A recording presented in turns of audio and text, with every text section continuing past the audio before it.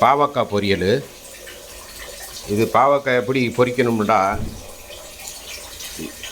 இப்படி ஃப்ரை பண்ணணும். எண்ணெயை ஊற்றி ஃப்ரை பண்ணணும். உப்பு போடக்கூடாது. உப்பு போடாமல் ஃப்ரை பண்ணணும். பாவக்காய் இப்படி ரவுண்டாக கட் பண்ணிக்கணும். அதுக்கு தேவை பச்சை மிளகா, பூடு இதெல்லாம் சேர்த்துக்கணும். தக்காளி ஒரு தக்காளி, 1.5 பெரிய வெங்காயத்தில் 1.5 கட் பண்ணி வச்சுக்கணும்.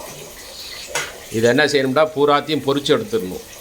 எடுத்துட்டு இந்த வெங்காயம் தக்காளி எல்லாம் நல்லா வதக்கிட்டு, நல்லா வதக்கி கொஞ்சம் மஞ்சத்தூள், கரம் மசாலா இதுகளை போட்டு நல்லா ஃப்ரை மாதிரி நல்லா செஞ்சிங்கன்னா சூப்பராக அது பார்க்க நல்லா சாப்பிட்றதுக்கு சூப்பராக இருக்கும்.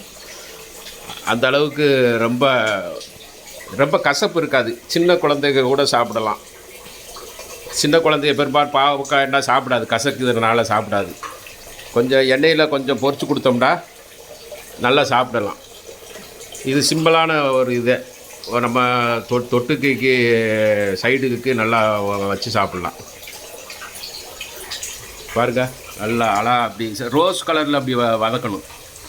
ரோஸ் கலரில் வதக்கினாத்தே நல்லாயிருக்கும். உப்பு போடாமல் அது ஃப்ரை பண்ணிக்கணும்.